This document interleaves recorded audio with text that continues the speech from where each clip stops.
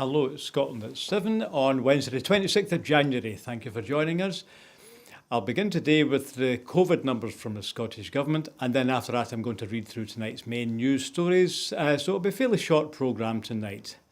And as of 2 p.m. today, there are 8,516 cases, including cases identified using either a first LFD test or a PCR positive test.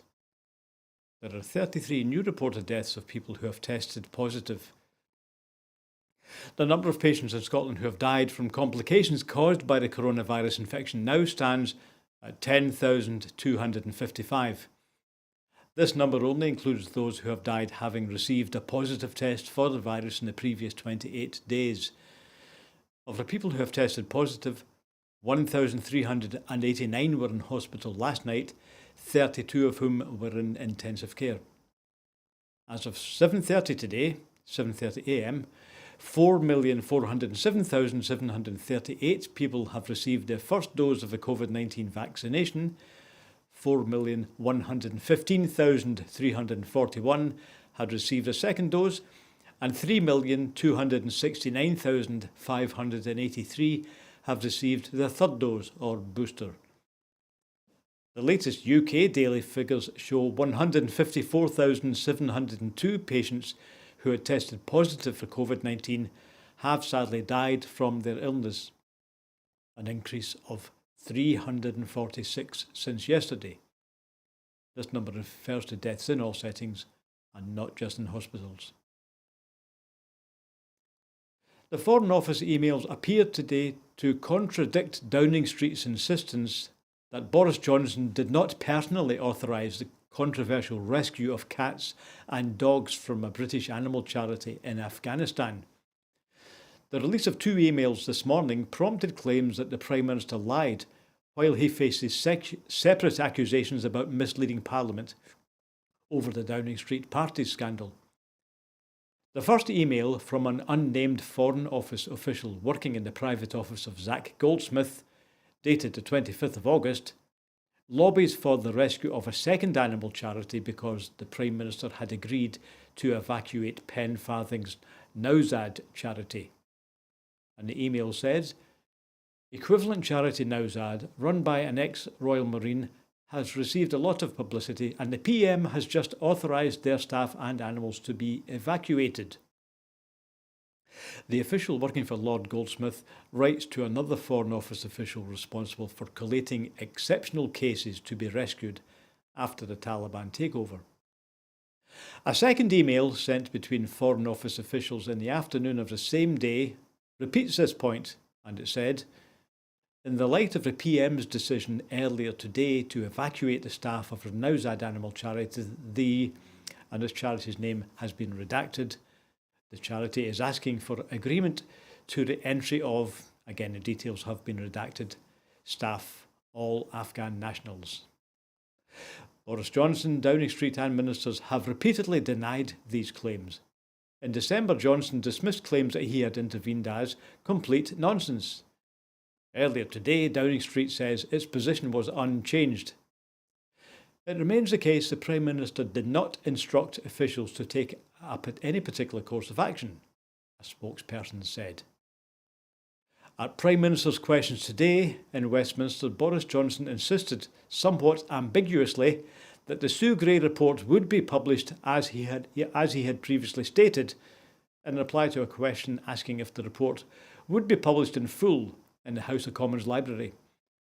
Responding to SNP's Westminster leader Ian Blackford, Boris Johnson resorted to body-shaming comments about Mr Blackford.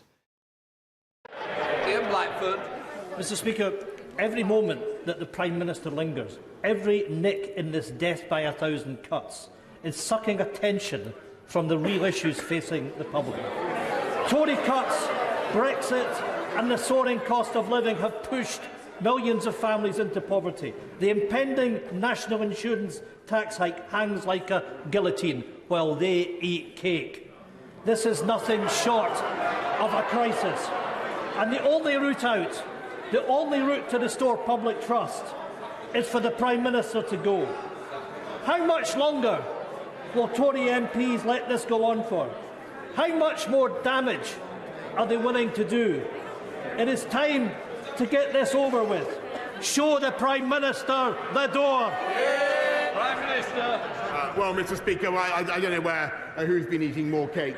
Prime Minister making light of Mr Blackford's remarks. That was in the House of Commons this morning, or earlier this afternoon. Our next story, encouraging signs for economic recovery. New figures published by the Chief Statistician for Scotland show that the economic output is estimated to be back above pre-pandemic levels, a sign of the strength of the Scottish economy.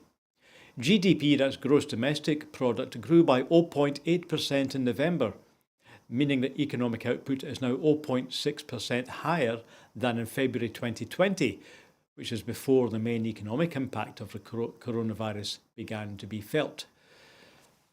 This rise was driven by strong performances in the services sector, which was up by 0.5%, production, which grew by 1.7%, and the construction sector, which is estimated to have grown by 3.6% compared to the previous month. Economy Secretary Kate Forbes said, "This is fantastic news for the Scottish economy, with Scottish GDP estimates now at above pre-pandemic levels.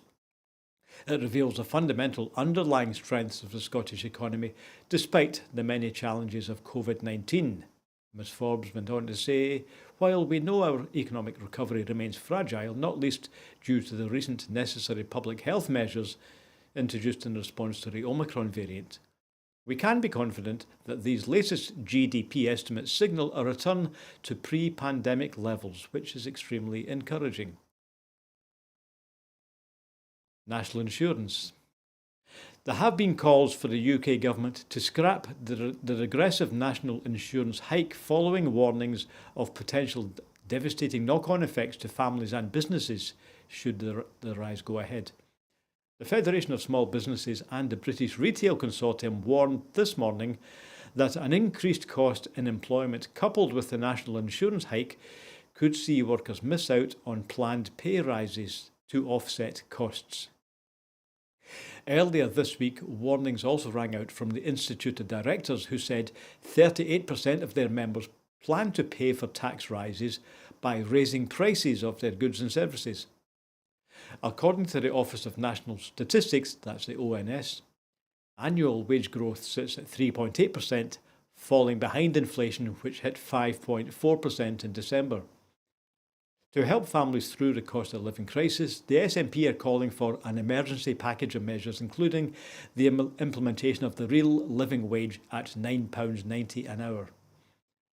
Commenting, the SNP's Shadow Work and Pensions Secretary David Linden MP said, "Families are already worrying about sky-high energy bills, which are set to soar further, and the fact that inflation is at record levels, the last thing they need as we continue through a pandemic, is the prospect of falling wages or reduced hours. However, that could be the unfortunate reality for many families if the UK government ploughs ahead with their planned regressive national insurance hike as the cost of living crisis continues."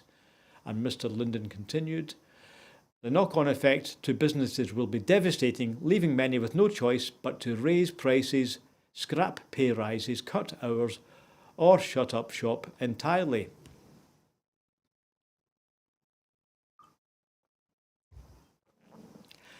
The SNP has demanded urgent action over the much-delayed economic crime bill, following Lord Agnew's resignation letter highlighted plans to further delay it, despite earlier promises from the Tories to take action.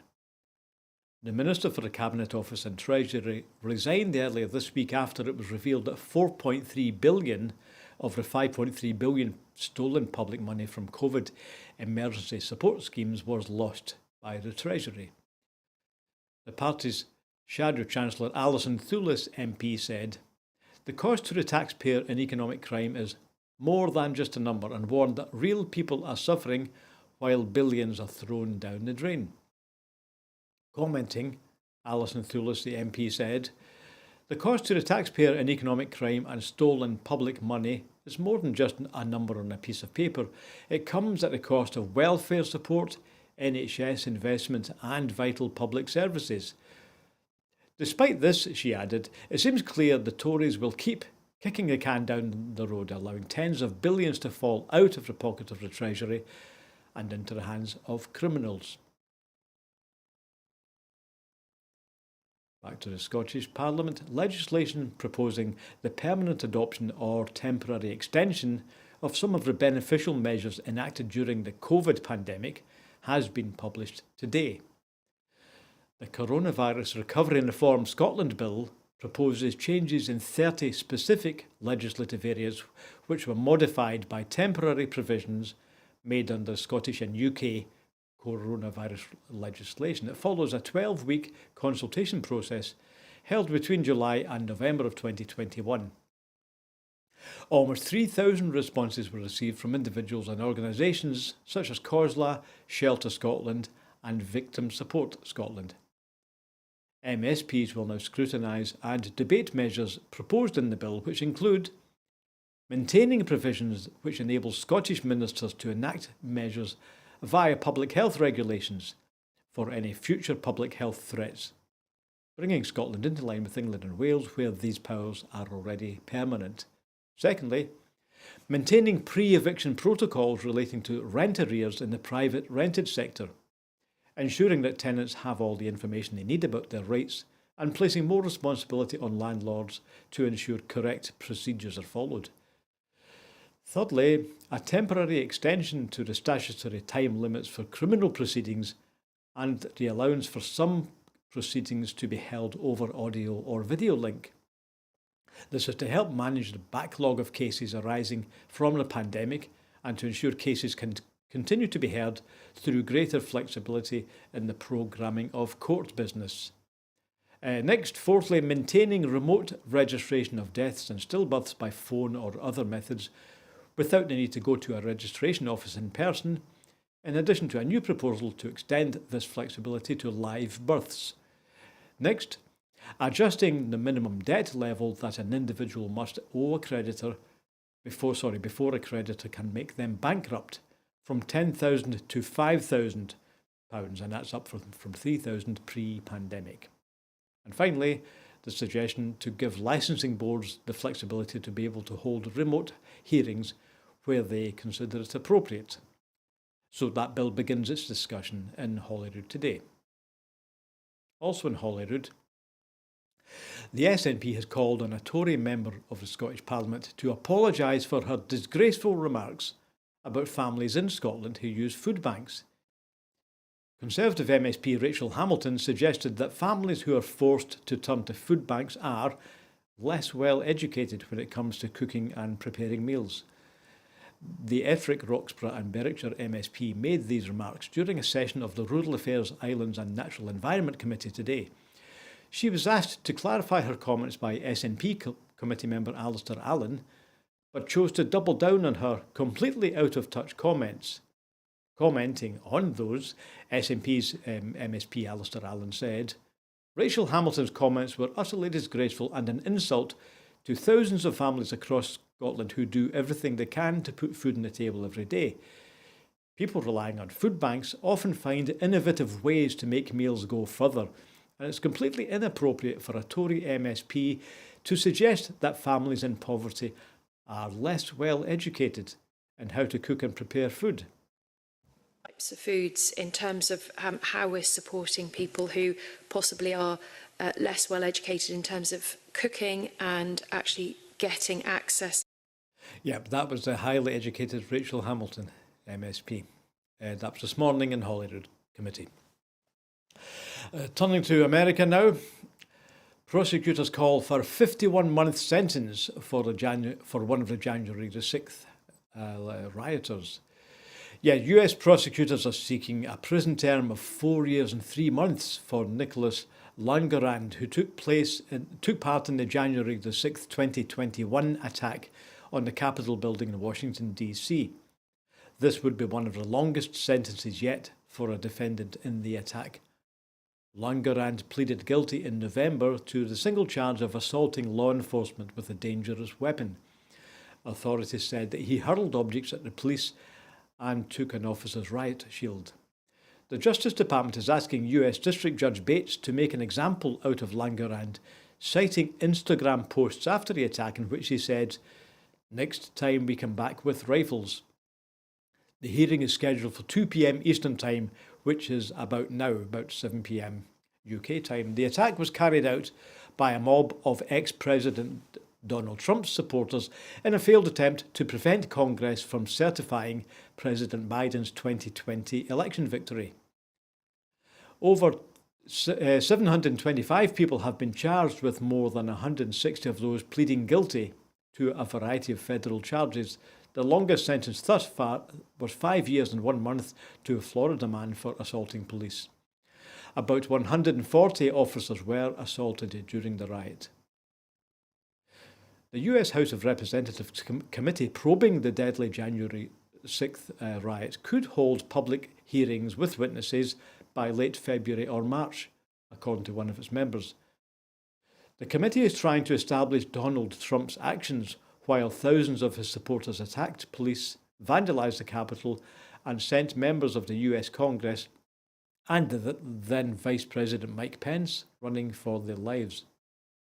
I know that members are very hopeful that it happens by the end of February or March, Representative Jamie Raskin told reporters, adding, "The more foot-dragging there was by those around Trump, the more difficult it would be to start the process." The committee's members are racing to finish their work before the November 8th midterm congressional elections, when Republicans are favourites to win back a majority in the House, which could shut the committee down. Now turning to the US Supreme Court. Liberal Justice Stephen Breyer, at 83, the oldest member of the US Supreme Court, is going to retire at the end of the court's current term in June, giving President Biden the opportunity to appoint a successor who could serve for decades. Judge Breyer authored important rulings upholding abortion rights and healthcare access, helped advance LGBT rights, and questioned the death penalty, but often found himself in dissent on a court which currently has a 6-3 Conservative majority. Breyer was appointed to the Supreme Court by President Clinton in 1994. President Biden has pledged to nominate a black woman to fill any Supreme Court vacancy, which would be a historic first. The Democrats hold a razor-thin majority in the US Senate, which confirms Supreme Court nominees. Potential Biden nominees include Ketanji Brown Jackson, who serves on the US Appellate Court, and Leandra Kruger, who serves on the California Supreme Court.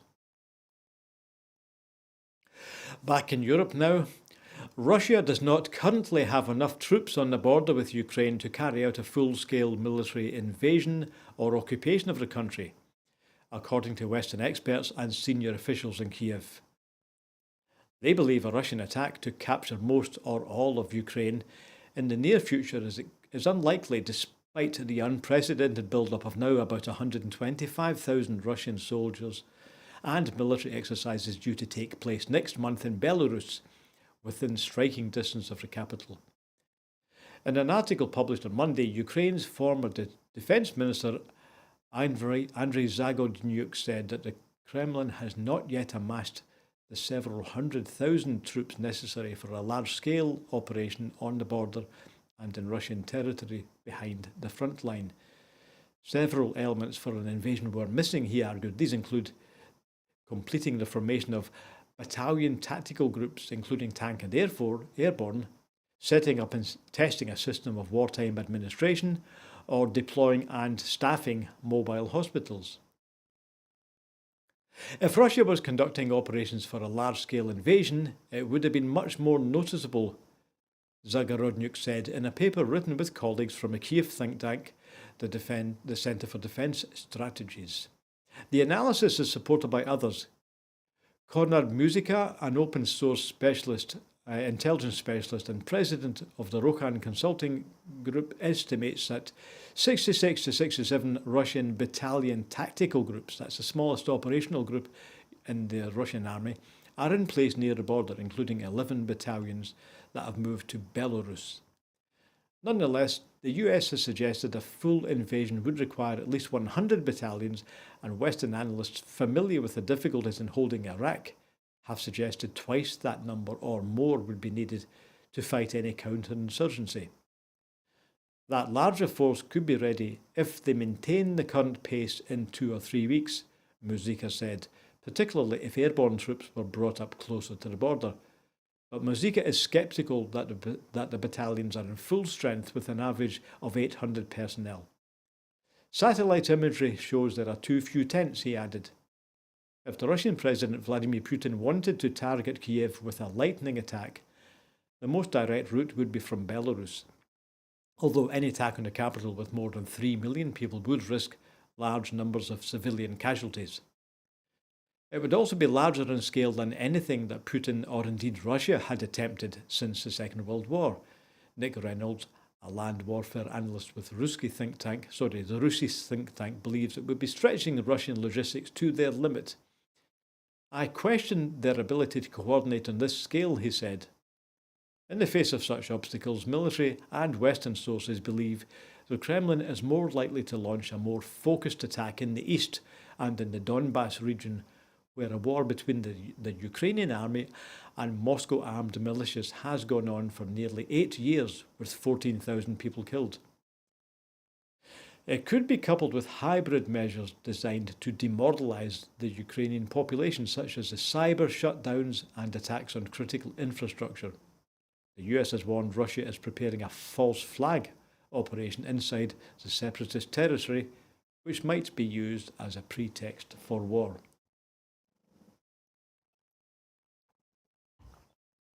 And our final story tonight: gender inequality and improving women's experiences within the justice system will be addressed by a new Scottish Government panel.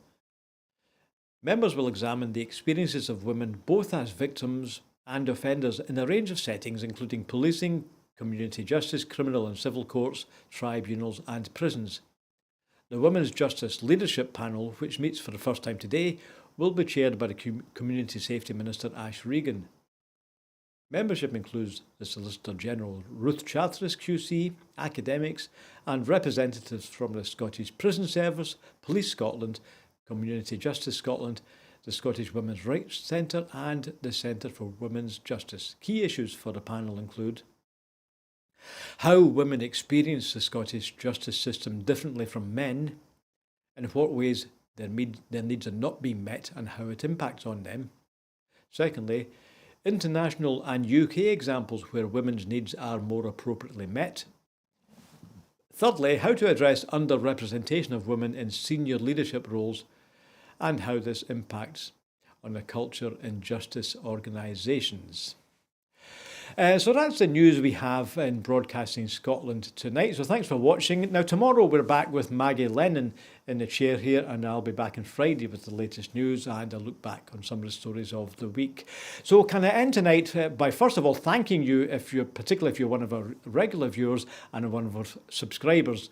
And our station is entirely supported by subscriptions.